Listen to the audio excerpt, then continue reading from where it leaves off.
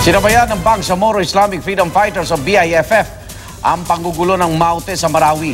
Ang sinalaki ng BIFF, Pigkawayan, Cotabato na mahigit 4 na oras ang layo ng biyahe.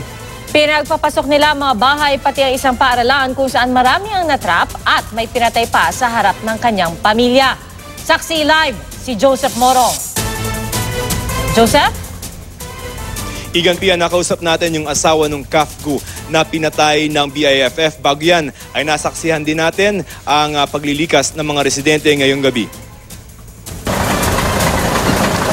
Gabi na pero tuloy pa rin ang pag-rescue ng mga residenteng natrap sa Malagakit, Pigkawayan, Cotabato. Sinundo ng isang truck ang tinatayang 40 residente. Dito tayo sa crossing, no? Doon sa kanan ko, doon papasok. Doon sa Malagakit, nandun yung operasyon ngayon ng militar laban sa grupo ng BIFF. Pinagbawalan na kaming pumasok dahil sa seguridad.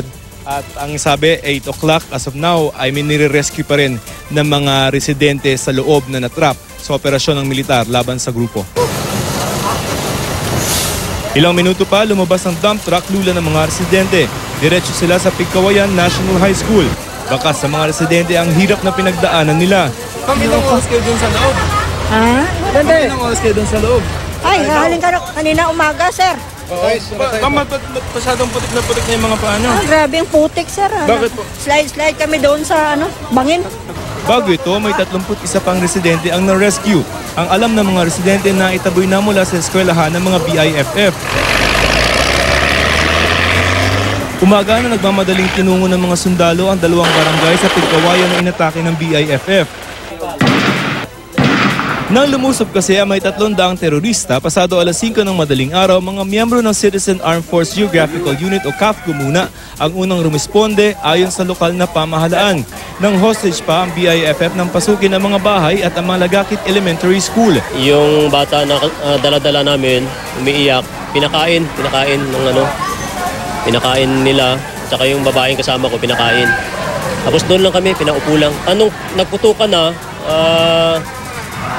pinalabas man kami nung iba kasi may mga Muslim kami kasama.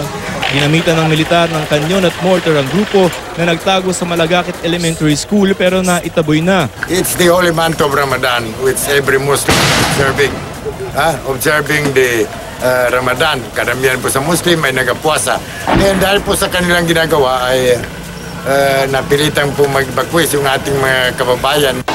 Aabot sa 200 pamilya o 1,000 katao ang inilikas. Ang sabi sa akin, okay lang daw sila pero paubos na ang bala nila. Tapos yung may pamilya doon ng Kafgu na doon na-trap. Hindi pa makaalis.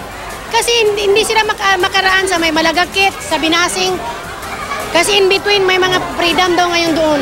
Dahil sa nangyari, kanselado ang klase sa elementarya at high school sa buong Pigkawayan West District hanggang bukas. Igan Pia, kaugnay nung nabanggit natin na pinatay na Kafgu. Sa harap daw mismo ng kanyang pamilya pinatay ang Kafgu na ito at hindi muna natin papangalanan. Sumugod ang BIFF kaninang madaling araw sa Malagakit sa Pigkawayan, Cotabato. Kwento ng kanyang asawa na maril muna ang BIFF at tinamaan ang kanyang asawa sa tuhod. Tinangkapan itong tumakas pero naabutan pa rin sila. Kakilala raw ng biktima ang pumatay sa kanya na BIFF. Sinisisi raw ng BIFF ang kanyang asawa dahil nag-training pa ito sa Kafgu.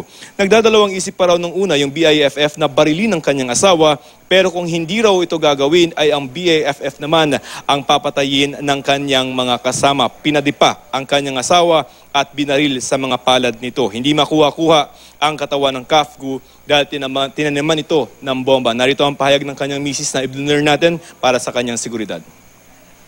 Nagsabi ang anak ko na, bakit niyo pinatay ang tatay ko? Bakit po? Ang lit-lit pa namin. Tapos nagsagot yung isa na, ang tigas kasi ng ulo ng tatay mo. Sinabihan na namin siya na huwag siyang mag-training. Nang nag-iyak yung naghag ng asawa ko, tinutukan din siya ng baril sa batok. Parang siya yung second commander na pag hindi mo siya patayin, napatayin din siya.